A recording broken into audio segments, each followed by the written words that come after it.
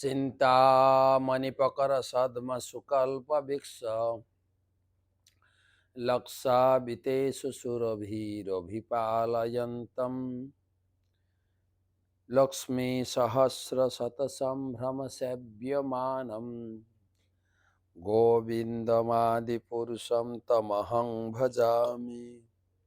गुरवे गौरचन्द्राय राधिकायै तदालये कृष्णाय कृष्णभक्ताय तद्भक्ताय नमो नमः। वन्दे अहं श्रीगुरो श्रीयुतापदकमलं श्रीगुरोन् वैष्णवांश्च श्रीरूपं साग्रजातं सहगण रघुनाथान्वितं तं सजीवं साद्वैतं सावधूतं परिजनसहितं कृष्णचैतन्यदेवं श्रीराधाकृष्णपादं सहगण ललिता श्रीविशाखान्वितांश्च नमो विष्णुपादाय कृष्णप्रेष्ठाय भूतले श्रीमते भक्तिवेदांत स्वामिनिति नामिने नमस्ते सारस्वते देवे गौरवाणी प्रचारिणे निर्विशेष शून्यवादी पाश्चात्य देशतारिणे आज अनुलंबित भुजौ कनकावदातौ संकीर्तनैकपितरौ कमलायताक्षौ विश्वम्भरौ द्विजवरौ जुगधर्मपालौ वन्दे जगत्प्रियकरौ करुणावतारौ। जय श्री कृष्ण चैतन्य प्रभु नित्यानंद श्री अद्वैत गदाधर श्रीवासादि श्री गौर भक्तबिंद। हरे कृष्णा कृष्ण कृष्ण हरे हरे हरे राम राम राम हरे हरे। ओम नमो भगवते वासुदेवाय। ओम नमो भगवते वासुदेवाय। ओम नमो भगवते वासुदेवाय। नारायणं नमस्कृत्य नरं चैव नरोत्तमं देवीं सरस्वतीं व्यासं ततो जयमुदीरये।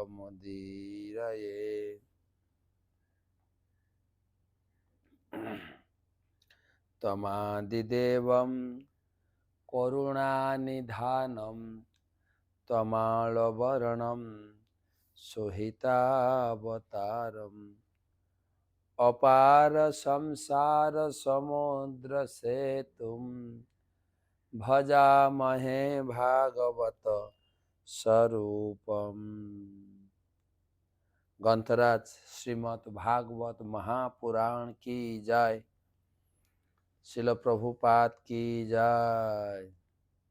द्वादशी महाव्रत की जय। तो আমরা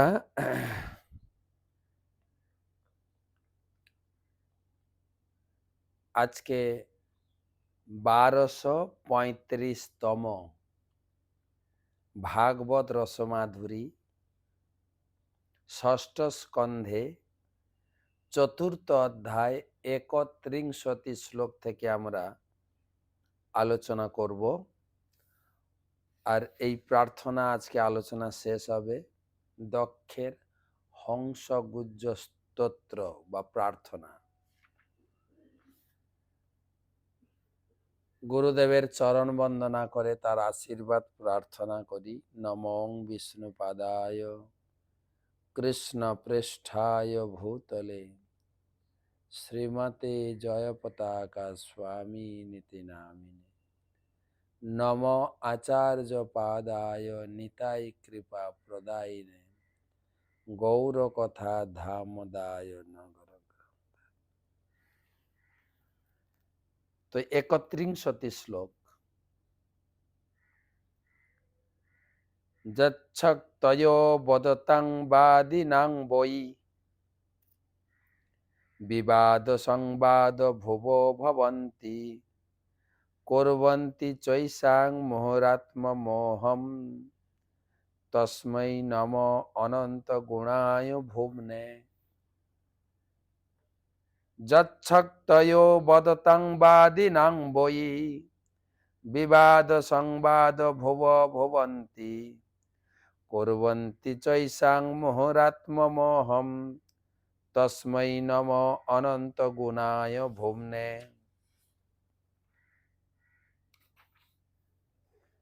অনুবাদ: আমি সর্বব্যাপ্ত পরমেশ্বর ভগবানকে আমার সশ্রদ্ধ প্রণতি নিবেদন করি, যিনি অনন্ত চিন্ময় গুণ সমন্বিত, সমস্ত দার্শনিকদের হৃদয় অভ্যন্তর থেকে যিনি বিভিন্ন মতবাদ সৃষ্টি করেন।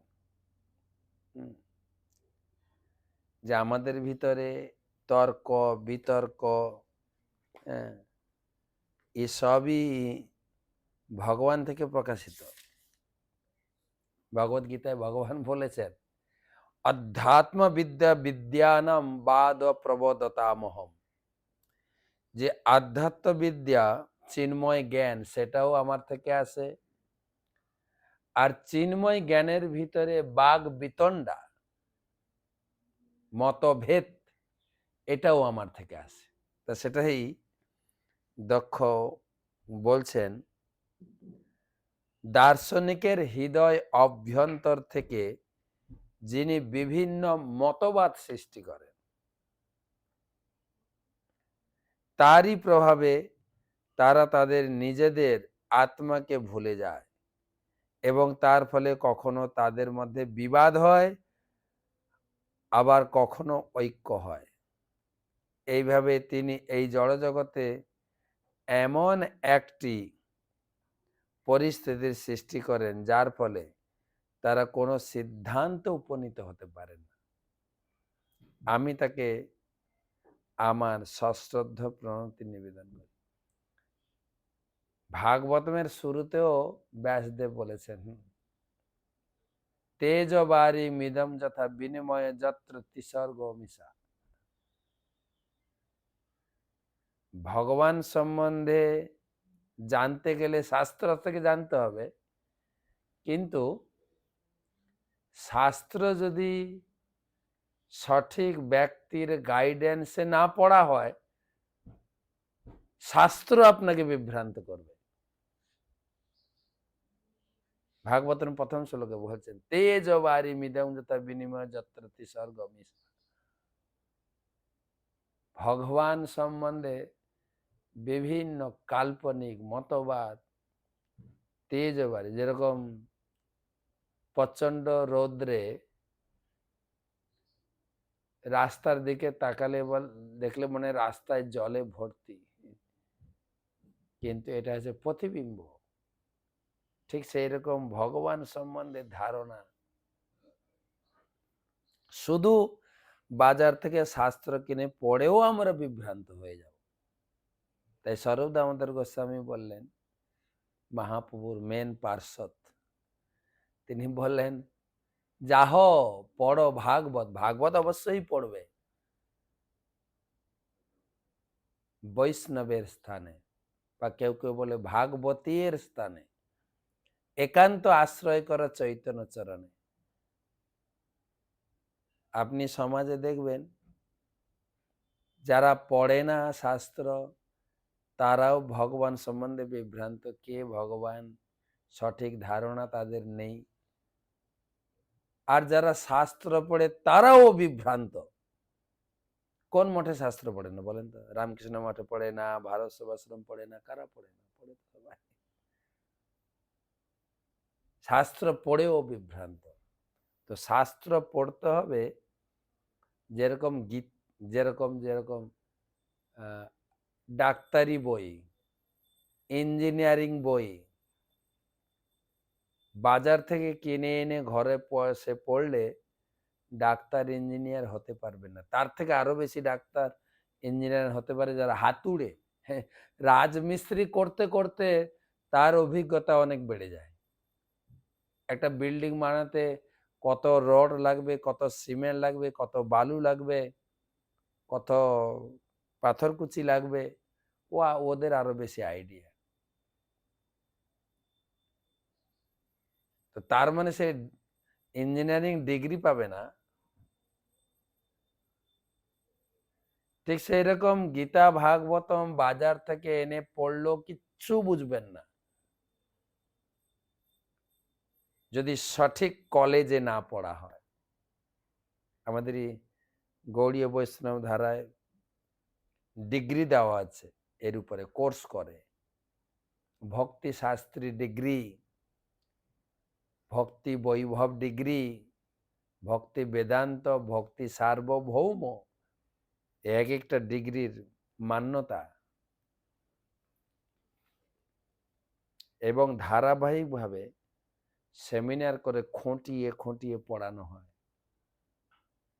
তার উপরে পরীক্ষা হয়, ভাইবা, লিখিত, কিছু মুখস্থ পরীক্ষা, কিন্তু প্র্যাকটিক্যাল প্রজেক্ট তৈরি করতে হয়, এগুলো আছে।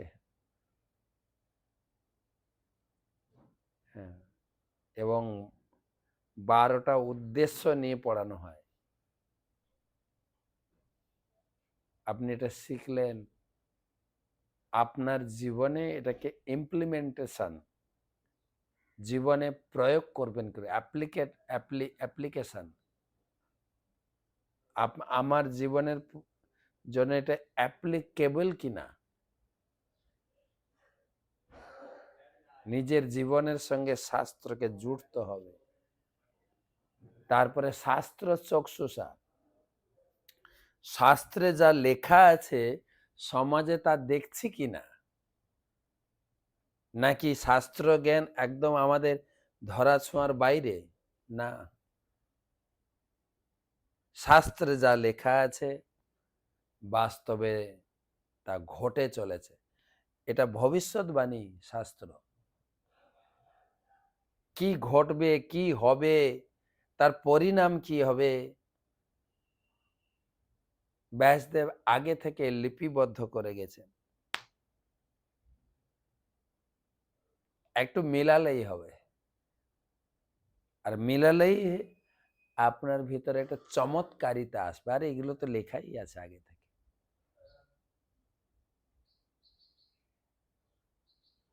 তো এখানে বলছেন ভগবান থেকে দার্শনিক জ্ঞান আসে, আবার ভগবান থেকে বিভ্রান্তিতাও আসে। কেন ভগবান গীতায় বলেছেন আমি সবকিছুর উৎস, অহম সর্বস্ব প্রভব মত্য সর্বম প্রবর্ততে, আমার থেকে সবকিছু আসে, সবকিছু, বাঘ বিতণ্ডা সন্দেহ সবকিছু।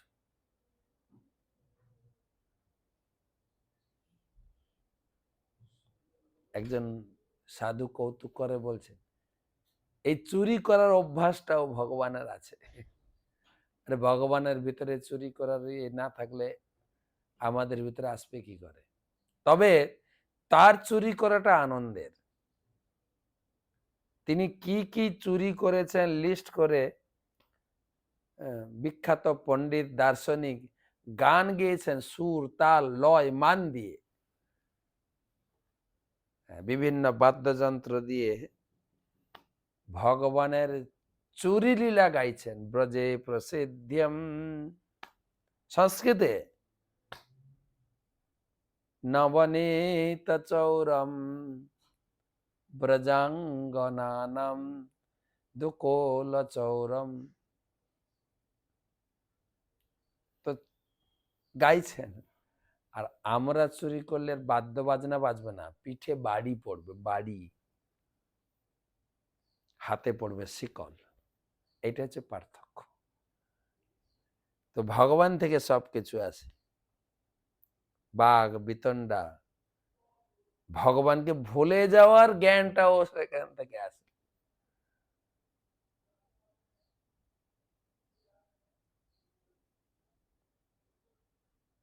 অর্জুন গীতার ভিতরে ভগবানকে স্বীকার করলেন, হ্যাঁ তুমি যা বলছো না সঠিক। পরম ধাম পরম ব্রহ্ম পবিত্রং পরমং ভবান পুরুষম শাশ্বতম দিব্যম আদি দেবম অজম বিভুম। তুমি অজ, তোমার জন্ম নেই, তুমি জগতে প্রকাশিত হও, তুমি পরম পবিত্র, তুমি পরম ধাম মানে সকলের আশ্রয়, তুমি ধাম মানে আশ্রয়, পরমম ভবান তুমি হচ্ছেন সবার ঈশ্বর। অর্জুন খোলসা করে সবার সামনে বলে দিলেন, অর্জুন যেভাবে ভগবানকে উপলব্ধি করেছে।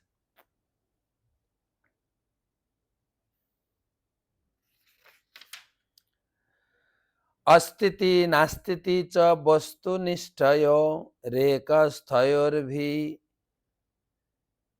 অবিরুদ্ধ ধর্মণ আবেক্ষিতম কিঞ্চন যোগ সাংখ্যয় সমং পরম হানুকুলম বিহত্তৎ।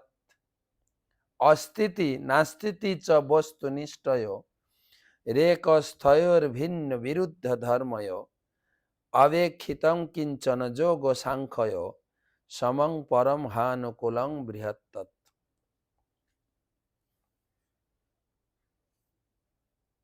দক্ষ বলছেন দুটি পক্ষ রয়েছে, আস্তিক পক্ষ নাস্তিক পক্ষ। আস্তিকেরা পরমাত্মাকে বিশ্বাস করে, তারা যোগের মাধ্যমে আধ্যাত্মিক কারণের অনুসন্ধান করে, কিন্তু সাংখ্যবাদীরা তারা কেবল জড় উপাদানের বিশ্লেষণ করে। তারা নির্বিশেষ সিদ্ধান্তে উপনীত হয়ে ভগবান পরমাত্মা এমনকি ব্রহ্মকেও পরম কারণ রূপে স্বীকার করে না। পক্ষান্তরে তারা জড় প্রকৃতির অনাবশ্যক বহিরঙ্গা ক্রিয়াকলাপে মগ্ন থাকে, কিন্তু চরমে উভয় পক্ষই এক সত্যকে স্বীকার করে, কারণ বিরুদ্ধ মতবাদ পোষণ করলেও তাদের চরম উদ্দেশ্য হচ্ছে সেই পরম কারণ। তারা উভয়ই সেই পরম ব্রহ্মকে প্রাপ্ত হয়, সেই পরম ব্রহ্মকে আমি আমার সশ্রদ্ধ প্রণতি নিবেদন করি। অসুররাও ভগবানকে প্রাপ্ত হয়েছেন। ভক্তিবিনোদ ঠাকুর তো খেদ করেছেন, অসুর সকল পাইল চরণ বিনোদ থাকিল বসি। গোপীনাথ আমি কি দোষের দোষী? আমি কি দোষ করলাম? আমার দোষটা কি বলো না গোপীনাথ, আমি কি দোষের দোষী?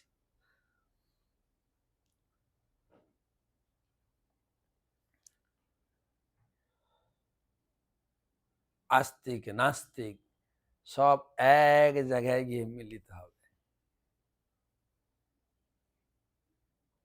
এই আস্তিক্যবাদ নাস্তিক্যবাদ বাগ বিতণ্ডাও ভগবানের থেকে এসছে। এখানে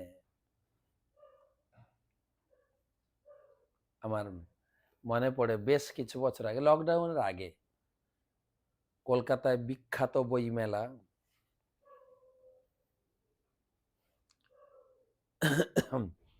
আমাদের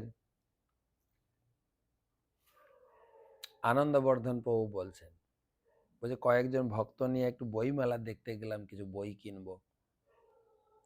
তো আমরা রাস্তায় চলছি, একটা দোকানদার ছুটে এসে আমাদের হাতে একটা বই দিল, খুব বড় বই।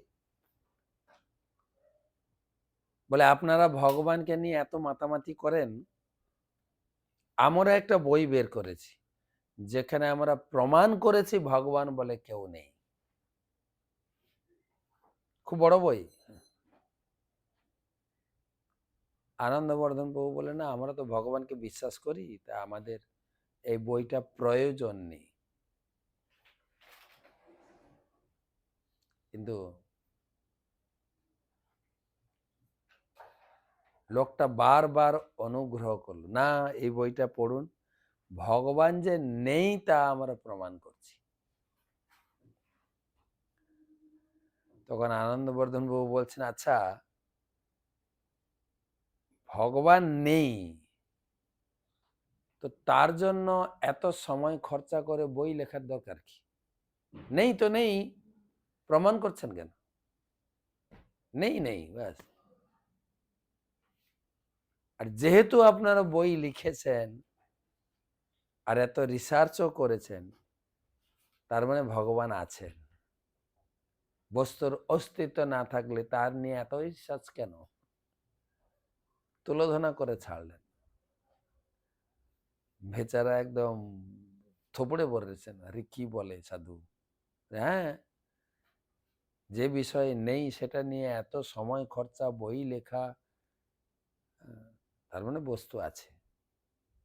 এই বই পড়ে আপনি বুঝতে পারবেন ভগবান আছেন। এটা সহজে স্বীকার করে নিলে আপনার এত বড় বই আর পড়তে হবে না সময় খরচা করে। অলরেডি বই লেখা আছে, আর নতুন করে লেখার কি দরকার? জহনুগ্রহার্থং ভজতং পাদমূল জন্নাপরূপ ভগবান অনন্ত নামানি রূপানি চ কর্ম চ জন্ম কর্মভি ভেজে সমহ্যম পরম প্রসীদতু।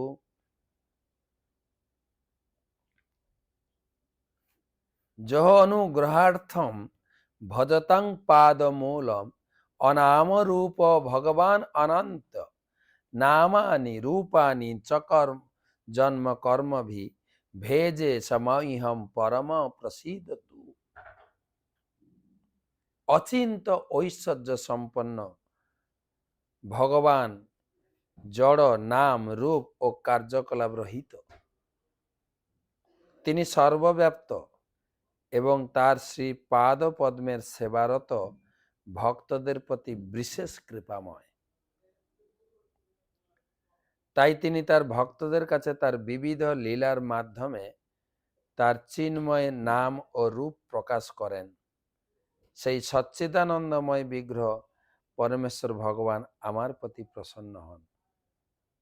অচিন্ত ঐশ্বর্য সম্পন্ন ভগবানের নাম রূপ জড় কার্যকলাপ রহিত,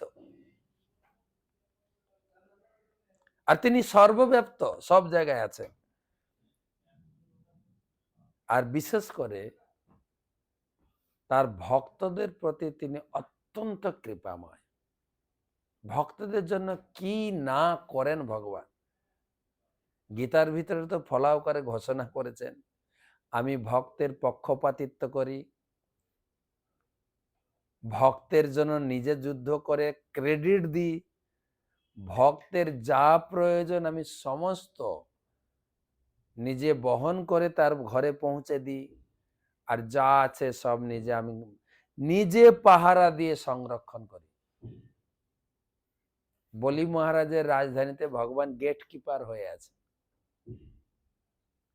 অর্জুনকে রথে বসিয়ে ভগবান বিপরীত যোদ্ধাদের ভীষ্মদেব, দ্রোণাচার্য, তাদের সব বাণ নিজে বক্ষ বিস্তার করে, ছাতি বিস্তার করে গ্রহণ করেছেন।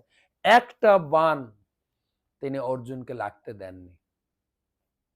যুদ্ধ তো করলেন ভগবান, আর ক্রেডিট দিলেন অর্জুনকে, তুমি পিছনে বসে থাকো, আমি সব করছি। ভক্তের জন্য অত্যন্ত কৃপাময়। তাই তিনি তার ভক্তদের তার বিবিধ লীলার মাধ্যমে তার চিন্ময় ধাম এবং রূপ প্রকাশ করেন। তিনি জগতে এসে তার বিচিত্র লীলা, ধাম এবং তার স্বরূপ প্রকাশ করেন, না লোকে জানবে কি করে? 5000 বছর আগে বৃন্দাবনে তিনি খেলাধুলা করলেন সখাদের সঙ্গে, কত অসুর বধ লীলা করলেন, যেগুলো আনন্দময় লীলা। ইতি দীক্ষ লীলাভি আনন্দ কুণ্ডে ব্রজবাসীদেরকে প্রতিদিন নতুন নতুন লীলা অনুষ্ঠান করে আনন্দে নিমজ্জিত রেখেছিলেন। আর সেই সব লীলা পড়লেই আনন্দ পাবেন, যত পড়বেন তত আনন্দ, যত শুনবেন তত আনন্দ।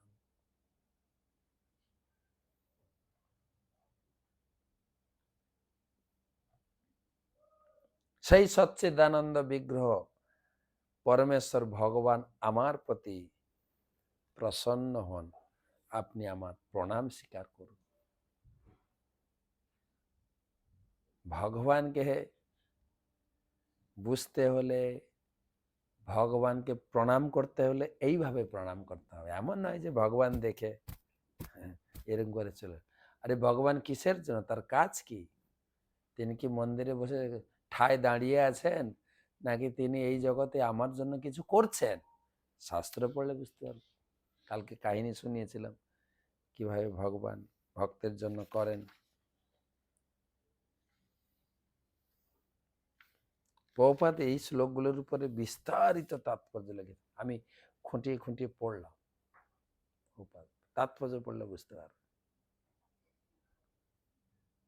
প্রার্থনার লাস্ট শ্লোক, য প্রাকৃতই জ্ঞান পথৈর্জনানম যথা স্বয়ং দেহগত বিভাতি যথা নীল পার্থিবমাশ্রিত গুণম স ঈশ্বর মে কুরুতাং মনোরথম। য প্রাকৃতই জ্ঞান পথৈ জনানাম যথা স্বয়ং দেহগত বিভাতি যথা নীল পার্থিবমাশ্রিত গুণম স ঈশ্বর মে কুরুতাং মনোরথম। অনুবাদ, বায়ু যেমন ফুলের গন্ধ বহন করে সেই গন্ধ বিশিষ্ট হয়, অথবা ধূলি মিশ্রিত হয়ে বর্ণ বিশিষ্ট হয়, তেমনি ভগবানও জীবের বাসনা অনুসারে নিম্ন স্তরের উপাসনা মার্গে তার আদি রূপে প্রকাশিত না হয়ে দেবতা রূপে প্রকাশিত হয়। বলছেন যারা ভগবানকে পূজা করে না, দেবদেবীকে পূজা করে কারা? বলে ভগবান নিজে প্রকাশিত হয়ে তাদের নিম্ন স্তরের পূজা গ্রহণ করেন। তেমন এখানেও বলা আছে যে দেবতা পূজাও ভগবানের পুজো, কিন্তু আংশিক পুজো।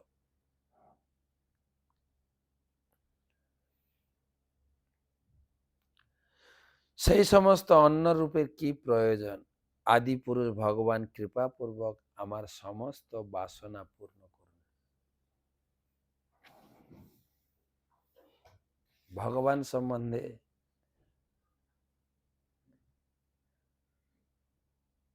দক্ষ মহারাজের সূক্ষ্ম বর্ণনা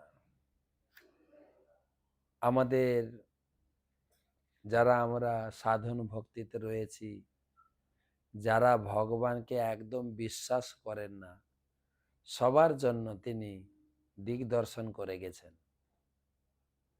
সুবিজ্ঞ দুর্বিজ্ঞ এর আগে আলোচনা হয়েছে।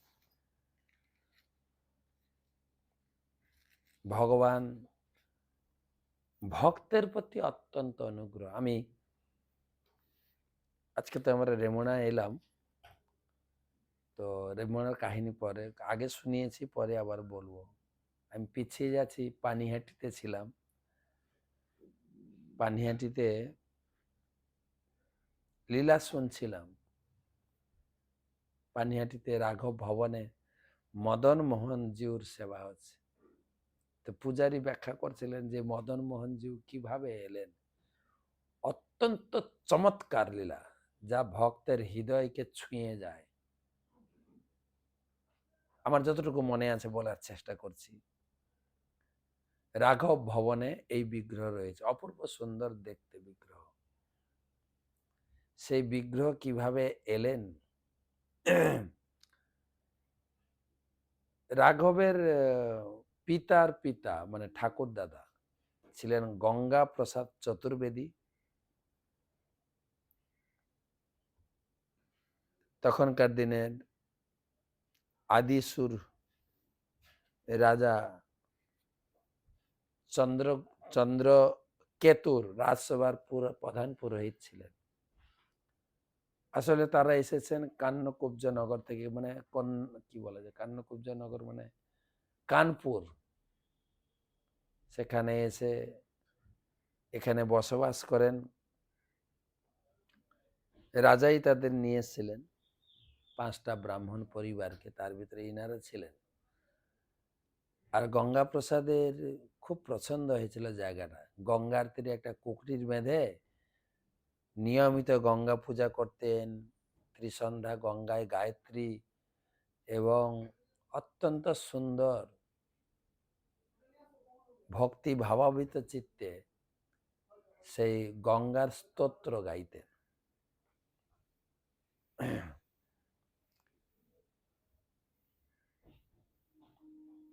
এবং রাজা চন্দ্রকেতু তার গড়ে দুর্গা মন্দির নির্মাণ করেন এবং এই গঙ্গা প্রসাদের কি বলা যায় নেতৃত্বে সেই দুর্গা মন্দির প্রতিষ্ঠা, মাতৃবিগ্রহ প্রতিষ্ঠা হয় এবং গঙ্গা প্রসাদ অনেক দক্ষিণা পান। রাজা সন্তুষ্ট হয়ে অনেক দক্ষিণা দিয়েছিলেন, আর সেই সমস্ত দক্ষিণাকে নৌকাতে চাপিয়ে তিনি আসছিলেন সে সমস্ত দ্রব্য সামগ্রী নিয়ে। আর নৌকা যখন আসছিল মাঝপথে হঠাৎ দুটো সুন্দর সুন্দরী বালক বালিকা আসে। তারা মাঝিকে জিজ্ঞাসা করে, মাঝি ভাই তুমি কোথায় যাচ্ছ? বলে আমি পানিহাটি যাচ্ছি। আমাদেরকে একটু নিয়ে যাবে গো। আর তাদেরকে তুলেছেন মাঝি। এত সুন্দর ছিল গঙ্গা প্রসাদ, তো চোখ ফেরাতে পারছে না। তারপরে কি দৈবের বিধানে নৌকা এসে পানিহাটিতে লাগলো, যে যার নেমে চলে গেলেন। সেই যে দর্শন করেছেন ব্যাস। তারপরে গঙ্গা প্রসাদ চলে যাচ্ছেন, হঠাৎ মনে পড়ছে আরে সেই বালক বালিকা। ফিরে এসে মাঝিকে জিজ্ঞেস করতে, আচ্ছা সেই ছেলে মেয়ে দুটো ওরা কোথায় গেল? বলছে আমিও খেয়াল করিনি কোথায় গেল। তারপরে কিন্তু মাথার একবার যে দেখেছেন না, সেই দেখাটা মানে হৃদয়ে গেঁথে গেছে। রাত্রে ডিনার খাওয়ার পরে ঘুমাতে যাচ্ছেন, বারবার সেই ছবিটা ভাসছে। হঠাৎ স্বপ্ন দেখছেন সেই দুটো শিশু বাচ্চা এসে বলছেন, দেখো আমরা কে। তারা দুজন রাধা কৃষ্ণ রূপে প্রকটিত হলেন। বলে আমরা যা বলছি তুমি মন দিয়ে শোনো।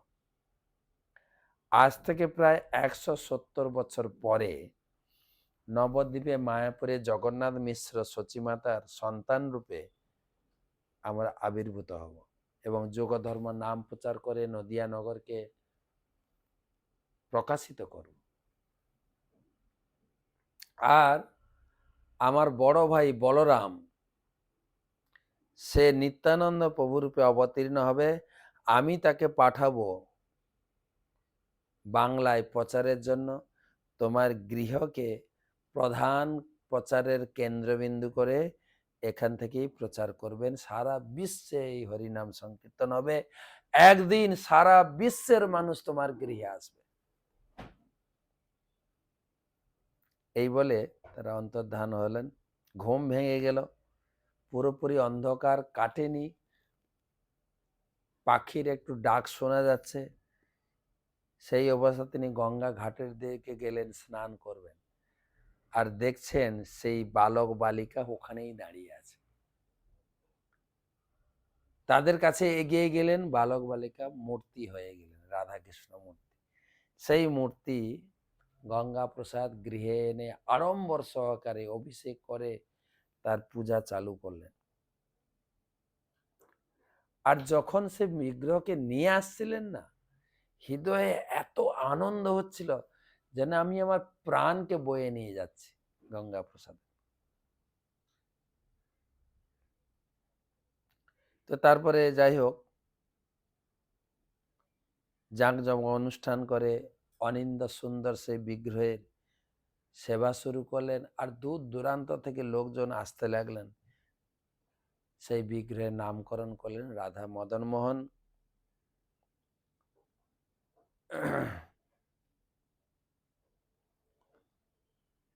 এবং তার সেবায় সন্তুষ্ট হয়ে রাধা মদন মোহন আবার গঙ্গা প্রসাদের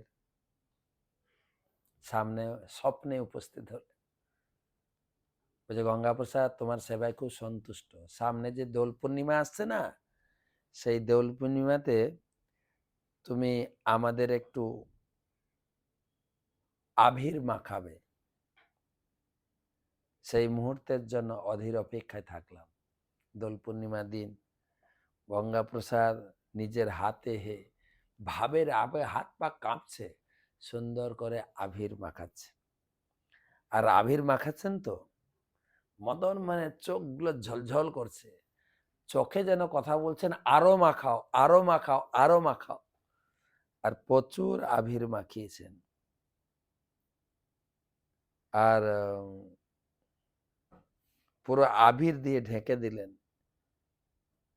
এবং সেই দিন থেকে গঙ্গাপ্রসাদের হৃদয় থেকে কৃষ্ণ প্রেমের মানে হৃদয়টা পুরো গ্রহণ করে নিয়েছেন মদন মোহন। কৃষ্ণ প্রেমের নিত্য আবাহন করতে লাগলেন।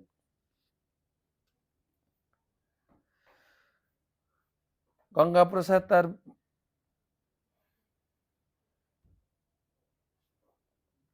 মদন মোহন ছাড়া আর কিছুই জানতেন না। তিনি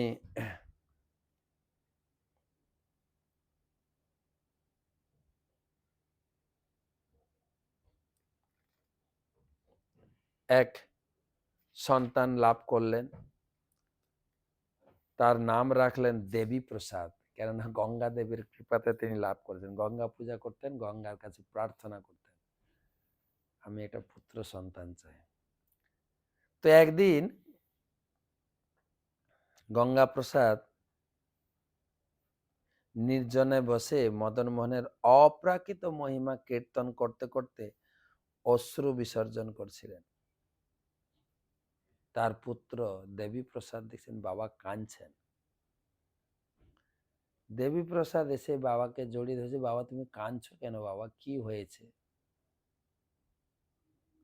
গঙ্গা প্রসাদ কিছু বললেন না, পুত্রকে জড়িয়ে ধরে বললেন, বাবা একটা কথা বলবো, তুমি রাখবে? আমাকে প্রতিজ্ঞা দাও, আমার কথা তুমি রাখবে, আমার সামনে প্রতিজ্ঞা করো। দেবী প্রসাদ বলে, ঠিক আছে বাবা বলো, তুমি যা বলবে আমি তাই করব। না তুমি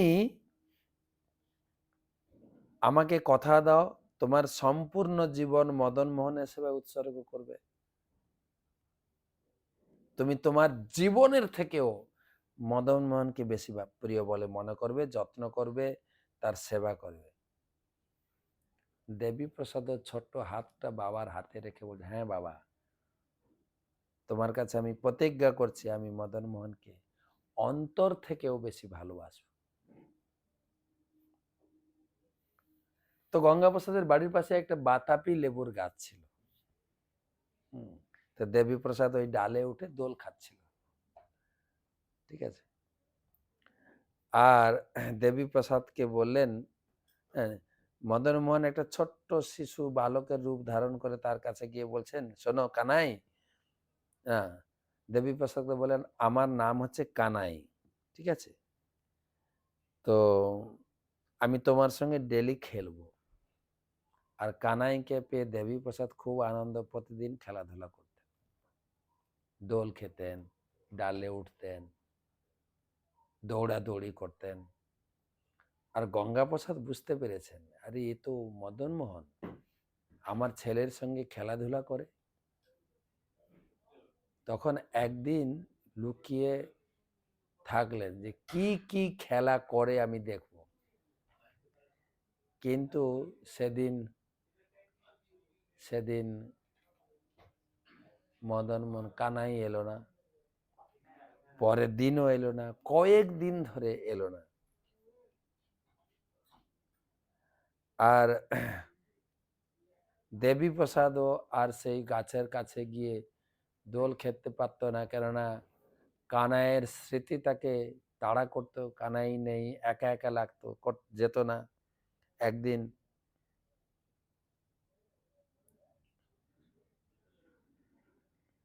সেই তার কানের দুল, তার মুখের সৌন্দর্য, মাথায় কোকড়ানো চুল, নিতম্ব, নিতম্ব মানে বক্ষ, বক্ষ পর্যন্ত চুল, সে কানাইয়ের কানের দুল, চোখের চাহনি, এইটা সবসময় দেবী প্রসাদের হৃদয়ে ভাসত। একদিন দেবী প্রসাদের ভীষণ জ্বর হয়েছে, ভীষণ জ্বর। আর এত তীব্র আকার ধারণ করলো সেই জ্বর, কোনো ডাক্তারের কোনো ঔষধ কাজ করছে না। শুধু দেবীপ্রসাদ জ্বরের ঘোরে কানাইয়ের নাম বিড়বিড় করে বলছে, বিড়বিড় করে কানাই কানাই কানাই কানাই কানাই। আর ভগবানের হৃদয় তো কঠিন নয়, ভক্তের হৃদয়ের ভাব বুঝে তিনি যেন তিনি কানে শুনতে পেলেন ফিসফিস করে, দেবীপ্রসাদ দেখো আমি ফিরে এসেছি, কিন্তু তা আমার সাথে খেলবে না, চলো। দেবীপ্রসাদ চোখ খুলে দেখলেন যে কানাই তার পাশে দাঁড়িয়ে আছেন। কানাইয়ের স্নেহপূর্ণ দৃষ্টি, হাসি, মুখমণ্ডল, দেবীপ্রসাদের শরীর উজ্জ্বল হয়ে উঠল। সে নির্বাক হয়ে শুধু কানাইয়ের দিকে তাকিয়ে থাকলো। দেবীপ্রসাদের চোখ থেকে আনন্দপূর্ণ অশ্রু প্রবাহিত হয়ে কানাইয়ের যেন পাদ প্রক্ষালন করে দিল। সে যেন মিত্রকে স্বাগত জানিয়েছিল।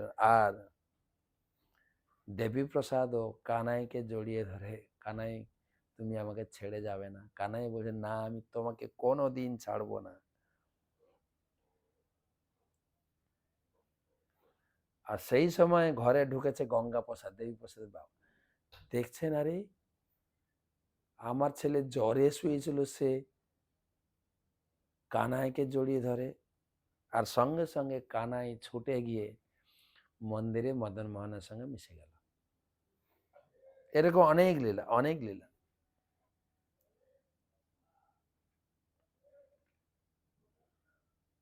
এইভাবে দেবীপ্রসাদ খুব গভীর নিষ্ঠার সহকারে সেই মদন মোহনের সেবা করতেন। সেই মুহূর্তগুলো, সেই আনন্দের দিনগুলো। তারপরে সেও এক পুত্র লাভ করেন। তার বাবা, বিশেষ করে দেবীপ্রসাদের বাবা গঙ্গাপ্রসাদ, তার নাম রাখেন রাঘব, যার নাম রাঘব পণ্ডিত। সে ভগবানের জন্য পুষ্পমালা তৈরি করতে খুব পছন্দ করতেন। ধীরে ধীরে বড় হয়। সেই একদিন সে একই দোলনায়, বাবা যে দোলনায় খেলেছিল সেই দোলনায় গেছে, আর ঝরঝর করে কেঁদেই যাচ্ছে।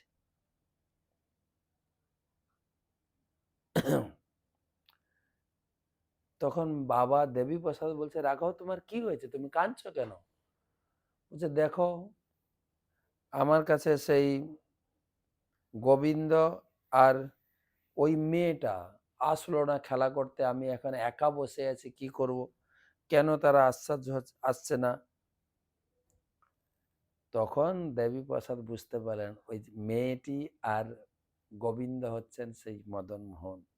রাঘবকে বুকে জড়িয়ে ধরে কন্দন করতে শুরু করলেন যে, রাঘব তুমি কত ভাগ্যবান, ভগবান তোমার সঙ্গে খেলাধুলা করেন। আর সেই রাঘবেরও একবার জ্বর হলো, ভীষণ জ্বর, প্রায় আশা ছেড়ে, মানে আশার আলোক দেখা যাচ্ছিল না। তখন রাঘব হঠাৎ নূপুরের ধ্বনি শুনতে পেলেন। আর নূপুরের ধ্বনি শুনে জ্বর কোথায় উধাও হয়ে গেল। শয্যা ত্যাগ করে ঘর থেকে যে ঘরে শব্দ আসছিল সেই ঘরে ছুটে গেল। ছুটে গিয়ে রাঘবের চোখ দুখানি তার কমল হাত দুটি চেপে ধরল। রাঘবের হৃদয় মদন মোহন বললেন রাঘবকে, হে রাঘব, আমি তোমাকে ছেড়ে কখনো থাকতে পারি না, তাই তোমার কাছে চলে এলাম। তখন রাঘব নিজের হাত দুটিকে নিজে নামিয়ে দেখে গোবিন্দকে বালকটি দণ্ডায়। বালকটি বলল, রাঘব তোমার প্রতিজ্ঞা করছি, তোমার ঘর ছেড়ে আমি কোনোদিন যাব না। তুমি যে আমাদের নিত্য সঙ্গী, তা তোমাকে কিভাবে ত্যাগ করব? আমরা এই বিগ্রহ রূপে তোমার ঘরে বাস করব। এই গোবিন্দ মদন মোহন বিগ্রহের সাথে রাধারানী বিগ্রহের সাথে মিলে গেল।